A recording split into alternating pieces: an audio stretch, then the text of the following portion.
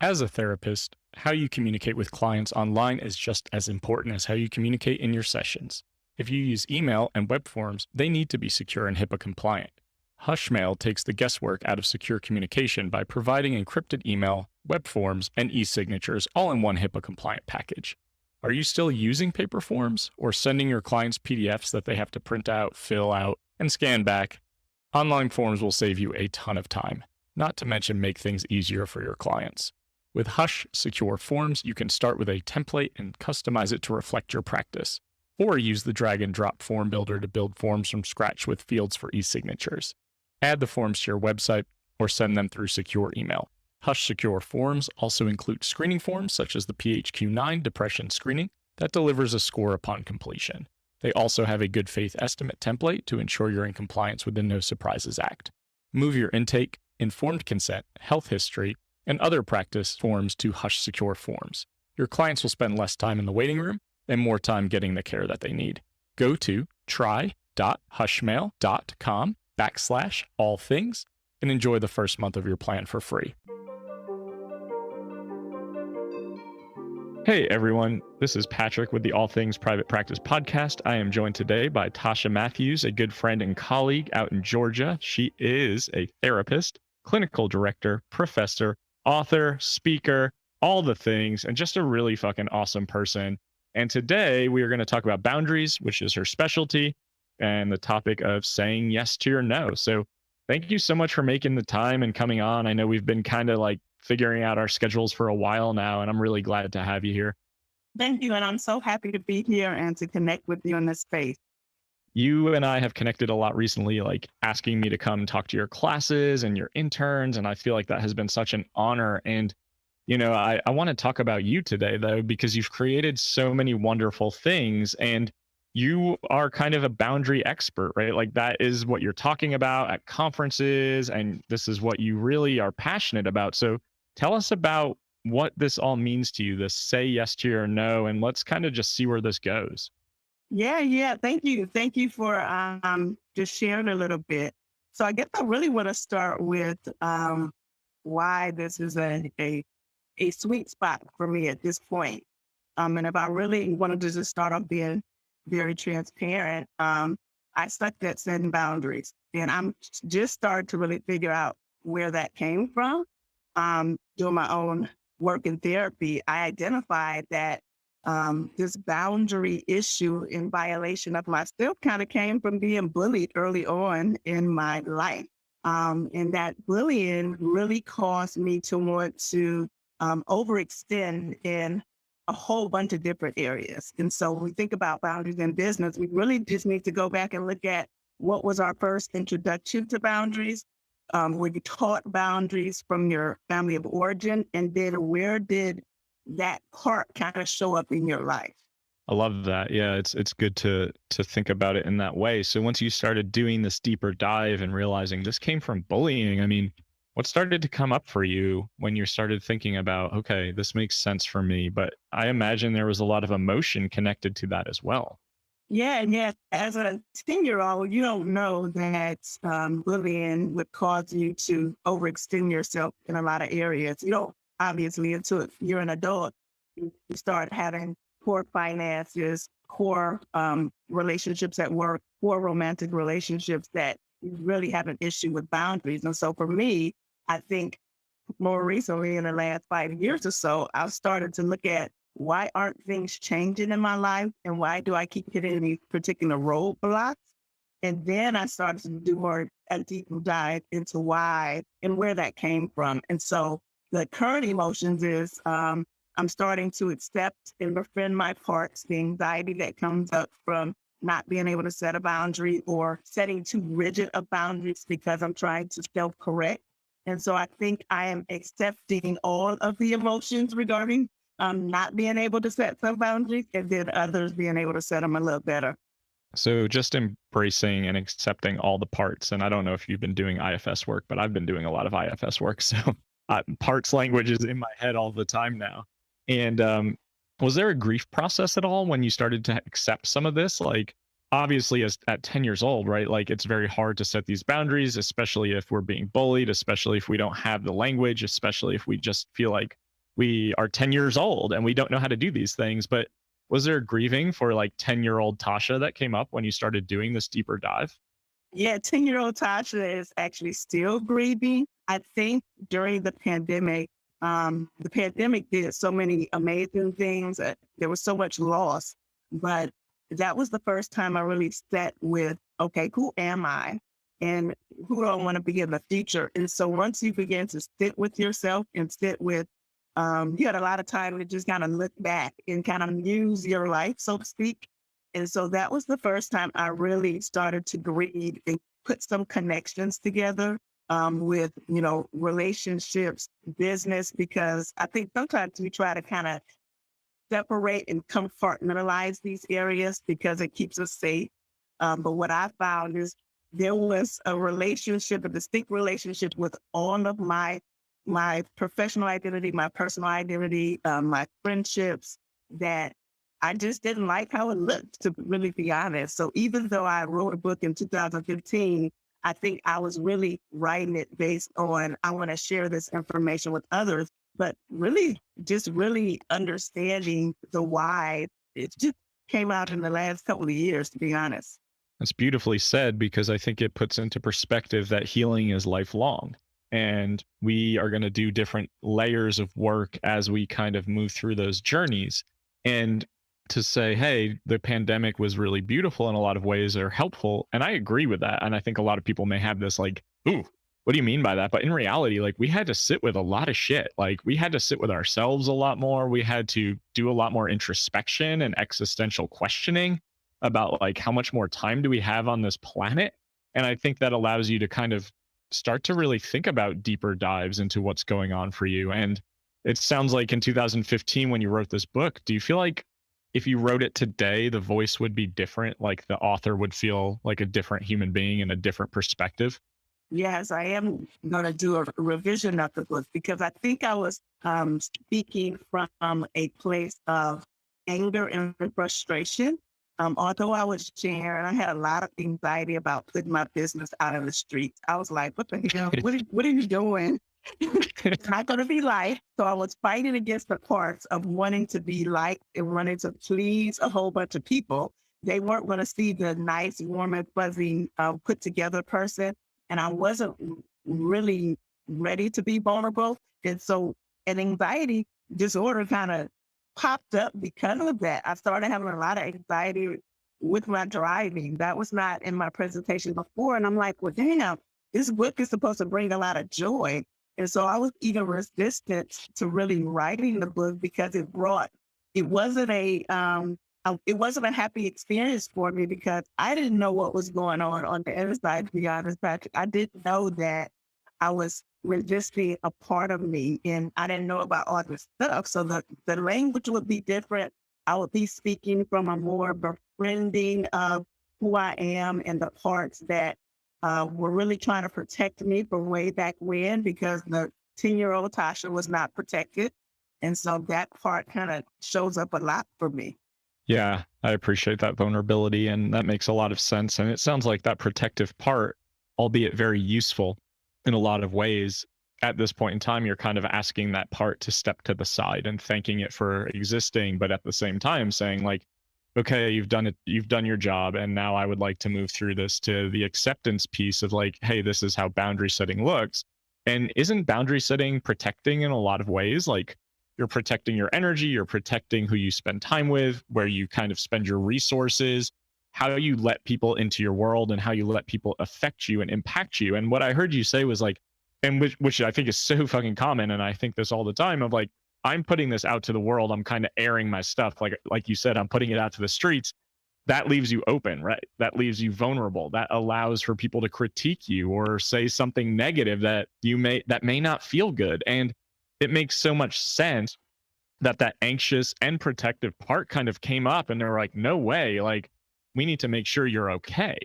But by doing the work and kind of having that acceptance process, it's like, I can be okay and I can do these things, right? Like both of these things can be true simultaneously. Yes, it's, I haven't really spent a lot of time with that book because I wrote it, I put it down, And I'm really just starting to accept all parts of me. I know we do a lot of shit. We do speaking, we do all of the things. Even accepting that I'm good at some stuff. It really just really accepting it and sitting with it. I struggle with that. Even coming on the podcast today, I struggle with, okay, well, do I have something valuable to say? And so I'm befriending even those parts that are still trying to show up, even in the podcast, to protect me from what the world may think. And so it's really just a fascinating, you're in the world, you're being present, you're feeling, and just kind of flowing with it, to be honest. Can we sit with that for a second? You just named a lot of powerful stuff. Like you said, I'm really good at some shit. How does that feel? Like you're lighting up a little bit as can you soak that in? Because I struggle. Like I talk about this. I fucking struggle. But can you take that in? Um, Hell nah. I don't normally take it in. I just move on to, well, what if I like it? But that feels really good and authentic, just to say I am good at some shit and really believe it in my heart and not, conceptualize it and make it be true in my head. I love it. And I'm a fan and I'm a friend and I watch the outside looking in, and you posted the other day like what's happening for 2022 for you, and you have all these like conferences and speaking engagements, and for me I was like, that is so fucking cool. That's who I want to be when I grow up, is like doing doing all of these things. And I think it's so cool but I also think it's so common for us to almost downplay and minimize the things that we're doing. And I appreciate humility. I love that trait and quality, but I think we sometimes like really, really buy into this, like, I'm not doing enough, or I haven't created enough, or like, what do I really have to offer? Right. Like that imposter syndrome stuff really fucking comes up, and it kind of says like, play small. You don't deserve to take up space almost. Yeah, I definitely think about that often. I think about, as we pertain to study violence, because that's, this conversation can take us in all different types of ways. So I started off with saying yes to your no. So I said yes to a lot of shit, right? And so learning that play on words, saying yes to your no, means sometimes you have to really evaluate the yes. So you can really say yes to the things that really align with you. And so that's going to cause you to say no. If you cannot say no, you're not going to be able to say yes. And so I'm feeling like that I am in alignment with what I want to do, but I'm also creating more space to just not do anything. So opportunity and energy can come my way. I think last year and during the pandemic, everybody wanted us. They wanted us because we were needed. And so there's some prostitution and abuse that comes with that. Like, we want you. And so I had to sit with the part that says, I want to be wanted. And so now I'm coming out of that, like, yeah, I know I'm a badass and I don't need to be wanted by every organization, every person who wants me to speak, every person who wants to get information from me or try to make me feel good by saying I'm this or that. And so I think that now it's time to not just be doing all of the things. I want to have enough space so if an opportunity presents itself, I don't have anxiety about needing to switch there or tell somebody else no. And so now I'm creating that space of nothingness, and I really enjoy that as well. That's really beautifully said. And that sounds like saying yes, essentially like being open to more opportunities. But now, so saying yes, but with intentionality. So saying yes and saying, I'm saying yes because I want to say yes. I'm saying yes because this is something that feels energizing or passionate for me, instead of I'm saying yes because I'm people pleasing or I feel like I have to. Yes, yes. And then I like how you had me just sit with the feelings that I get when I think about all the amazing things that I'm doing. I think sometimes we really have to sit with the opportunity, like just kind of somebody presents something to you and you sit with how the energy flows through your body and what you really feel about accepting it. I think we move on so fast. We get the proposal. We're like, oh, yes, this is what I want to do. But we're not really sitting and asking our body any questions about the opportunity. We're just like checking yes and going. Yeah, I can relate to everything you just said. And that is something I work on a continuous basis. There was a moment that stands out for me when I was in Ireland at the retreat that I hosted this March. And we were on this tour bus in the middle of the countryside, in the middle of nowhere. It was just the people in the retreat. And someone turned around and looked at me and they're like, can you take it in that you created this? Like, we're in the middle of Ireland on this private tour bus, driving around doing these cool things, and it's because of you. And like, my reaction is to be like, no, like, no, I can't take that in. But I think as someone who's autistic, it's hard sometimes to take it in and have body sensation. But the more I've sat with that, the more I'm like, holy shit, that was pretty fucking cool that I was able to pull that off. But that came with risk taking and also saying yes to opportunities and pushing myself out of a comfort zone that I probably never would have done had it not been for the last couple of years. And it sounds like for you, having a lot of similar experiences in that, but also still really struggling when someone says your accomplishments out loud to take it in, because it's like, oof, are you talking about me? That can't be me. Yeah, yeah, definitely. Accepting and sitting with all of the feelings is pretty important for me as I kind of figure out, what I want to do when I grow up. You said you want to do some things that I'm doing, but I'm still figuring it out. Like I am always looking for opportunities that align with where I'm at in the moment. But I realized in the last couple of years that I'm learning to do in the moment stuff very well. I try to balance out the spontaneity of a thing and the structure that's needed to pull stuff off. But also recognizing that I can change careers if I want to. I can do something different, and that is a boundary as well. Not putting limits on yourself in this profession, and not. You talk a lot about creating your own path. And creating your own path could take you out of counseling. It could take you out of entrepreneurship. You could decide that you're going to move out of the country and do missionary work. And so for the listeners, just being open to, of course, what your body is telling you, and then not feeling judged or critical of yourself if you decide that you went to school and you spent $80,000 and you don't want to do it anymore. I just think that is real talk. And we just want to free people from needing to stay with something that doesn't bring them joy. Just silent because I'm taking it in what you're saying. And I think it's so true for everyone listening that feels like I did this thing. It no longer brings me joy, but that also brings me shame, because then it's like, why don't I enjoy this anymore? What's wrong with me? I spent all, like you said, $80,000. I'm like, holy shit, my student loans are at like 150.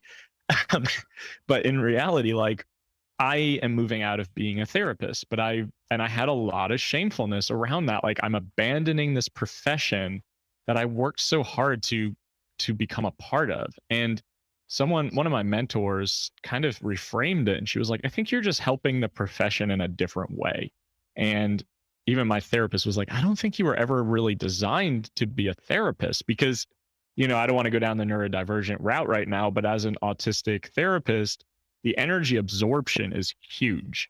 Tracking every facial expression and movement and the energy that comes with it, I would find myself feeling so depleted by the end of the day. And I know a lot of therapists feel like that in general, but nevertheless, shamefulness comes up. But you are so right, where it's like, follow that joy, because that is another way to protect your energy and set boundaries, right? Where it's like, I'm pursuing something that really feels fulfilling for me. And that's probably going to change throughout the course of your life and career. I don't think our generations are the type of people who are going to stay in one job for 40 years. That's just not going to happen. With capitalism, with the fact that employers typically aren't like compensating well or offering retirement plans, why the fuck would we? And I think that's a different way of thinking for a lot of people, to realize, like, I'm probably going to bounce from one thing to one thing to one thing based on what is interesting and exciting and is really feeling energizing. Yeah, I had to really learn to be okay with that. Um, I started off in corporate HR, which was very rigid, and I, you know, developed a lot of organizational trauma from that experience. And then I went into counseling and said, I'm doing it on my terms. I'm going to do the things I want to do, and see the clients I want to see. I'm going to have some autonomy in it. And so I do think that there is still a grief and loss process of letting go with all that you created to create something else. And again, for the listeners, you have to be able to sit with that grief and loss and have some acceptance and do your own work regarding it. But it's not bad to want to move on. And so looking at life as a journey, like there's a lot of stops along the way. I think that for me, the limit that I put on my mind is that everything is a destination. Like we're trying to get somewhere. And when you put that in, get somewhere on top of something, and you reach that, and then you still have that internal feeling that says there's more, then you're in conflict and there's some resistance. So we were able to take off the destination and just call it a journey. We know that there's lots of things that are going to happen in the journey. I like that.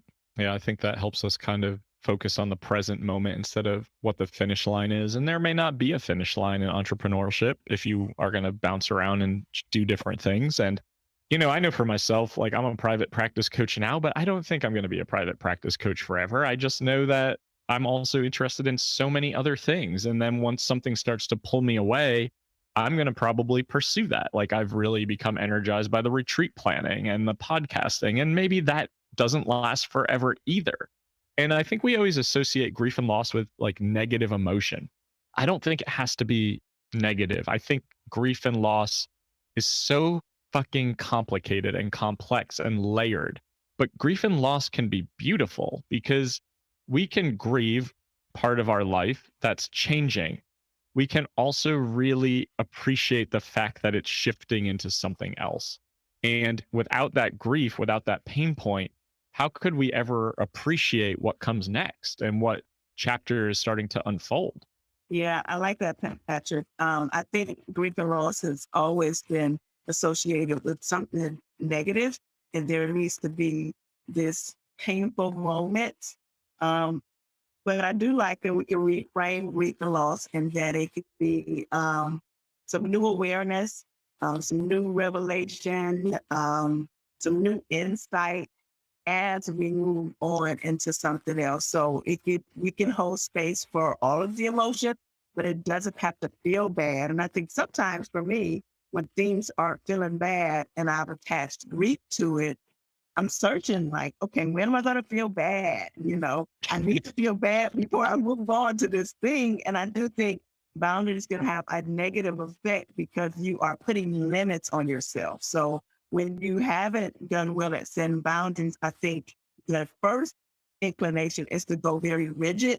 Like, oh, I made this mistake before, so I'm going to stay in this profession 5 more years because I don't want to make that mistake again. I don't want to experience the grief.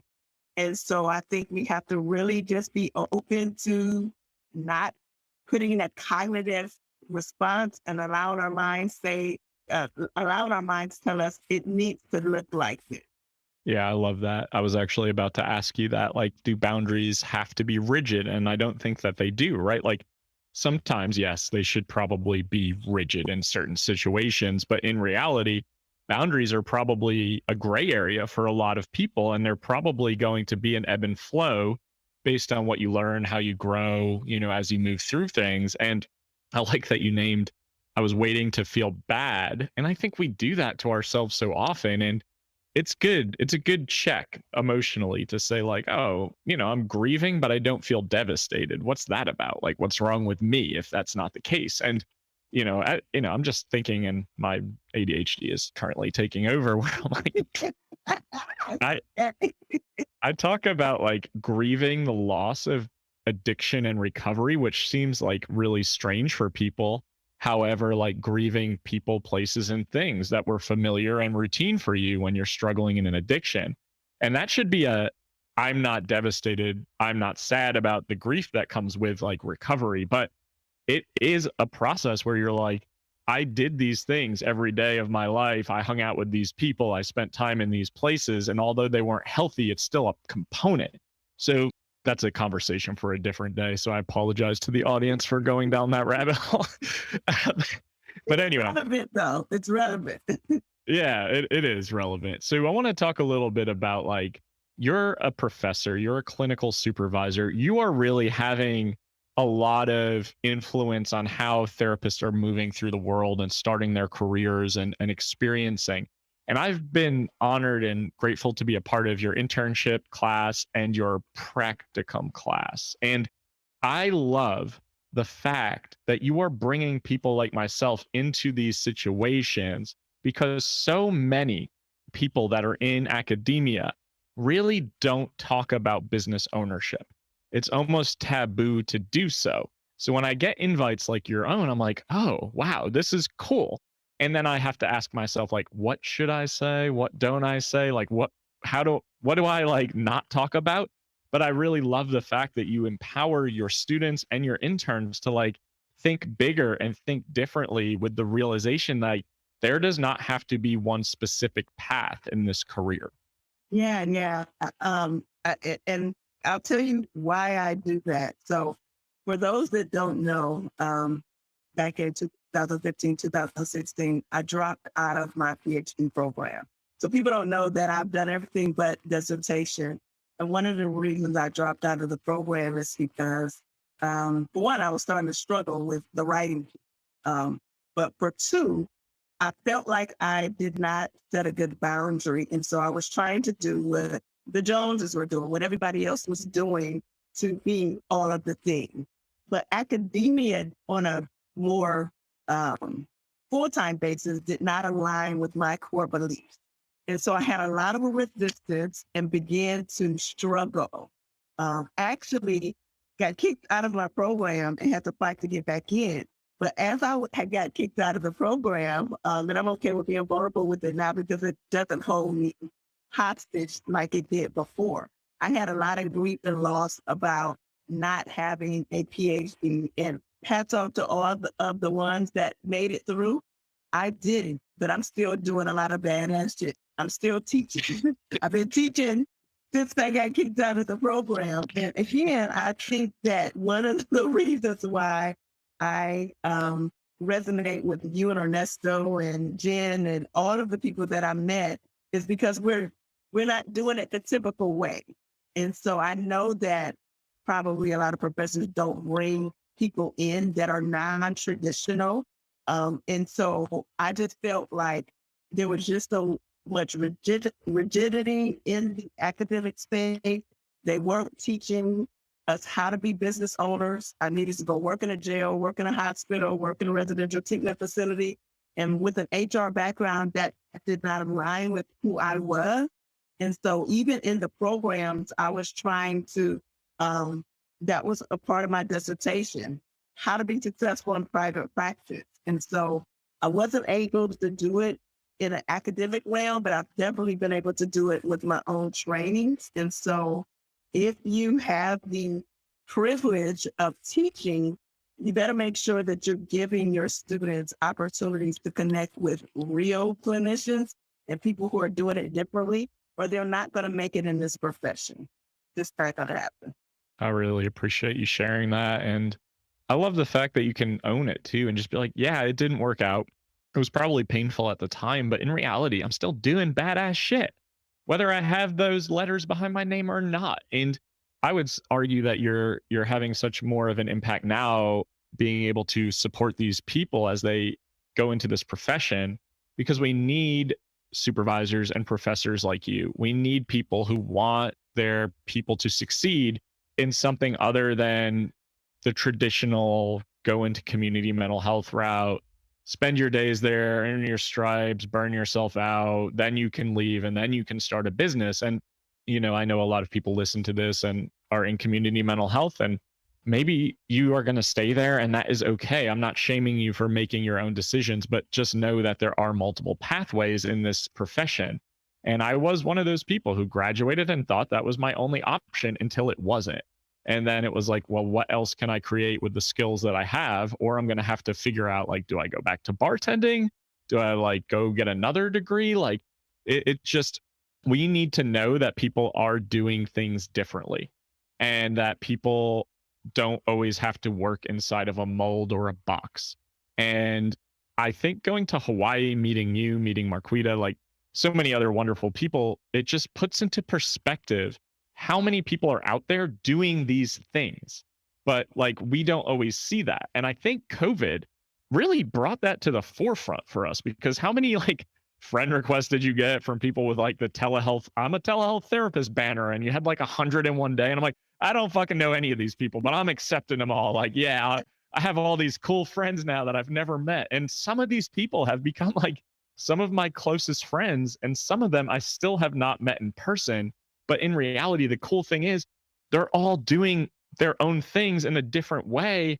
And I think that's so empowering and powerful to recognize like this career is limitless if we can just take a step back and understand how our skill sets are so transferable and applicable in so many different settings. Yeah, I definitely have met some amazing people as well. And I do think back to those community-based days because I was in community mental health just like everyone else. And what I would say to the listeners, if you're in community-based health and community-based work, I know you need to get your hours. Make sure that you have a good mentor. Because I had counseling as a second career, I was a little more bold to quit. I know that some clinicians aren't able to do that because of fear of hours, fear of rejection. They got to take care of their family.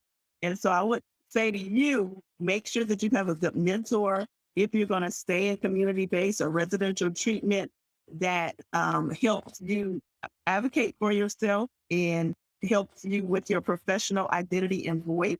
I do think that if you're going to stay there, you have to speak up and advocate for yourself so you're not traumatized early on in your career. I believe I experienced a lot of organizational trauma. I didn't know what it was, but I just knew that I needed hours, but I didn't have some boldness to just quit and say, I'm not doing it anymore. And so sometimes that's what you have to do. You have to quit. So that is a boundary. Yeah, that's perfectly said. And I, like you said, I want to also acknowledge like some people can't quit, right? Like there are components here that where it's like, I just need this paycheck. I have to survive. And I'm never going to knock anyone for that at all. But at the same time, you're right. Sometimes you need to just quit. And I look at these jobs as emotionally abusive relationships. Like, you know what you're going to get and when you're going to get it, but that doesn't mean that you're going to feel good about it. And that doesn't mean that you are going to feel like you feel safe or you feel heard or you feel seen or your needs are getting met. And it's a shame that so many people hang on for so much longer than they wanted to. And I always hear like, man, I wish I would have done this sooner. But there are so many reasons why we don't. And I think that even for students coming out of grad school who are like going into group practices, I'm all about it because my clinical director at my group practice is the fucking bomb. So she's going to give such better supervision than you're going to get with someone who's overworked, underpaid, who has too many supervisees on their caseload. It's not their fault. But at the same time, if you can work with a supervisor like mine or whoever else like you, like you're getting a different experience that you probably would not have gotten in a job that requires you to be available 50 to 60 hours a week. Sure. Yeah, I definitely agree. I think that it's just really important to always do a self-evaluation as you are entering and moving into this field or moving out of the field. It's just important for you to kind of check in and have that good tribe. I think that's what we created, Patrick, is just a tribe of individuals that you trust that are going to be vulnerable. You're going to see the good, bad, and the ugly. And not that you need to judge that, but just know that it happens. We're not perfect. We're making mistakes. We're letting people know we make mistakes, and And we are accepting our mistakes. We're befriending our mistakes just as we do our successes as well. That has been something that, if I think about any growth opportunities that I've been able to sit with, it's just accepting the fallacy that I told myself about being perfect.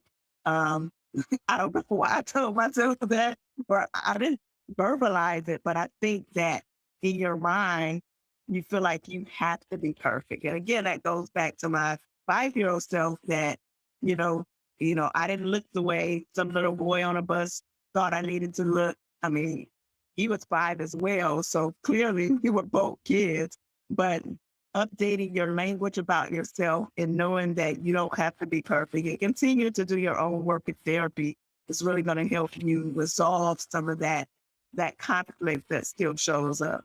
Couldn't say it better myself. So I think that is the perfect note to end on. I think that these are all really great points for everyone listening in terms of how to protect your energy, how to set boundaries, how to say no. And I hope you can take all of this in. Tasha, I just want to thank you for making the time. And I also want to really ask you to tell the audience where they can find more of what you're offering, because I think that it's so damn useful. And I think a lot of people would benefit from that.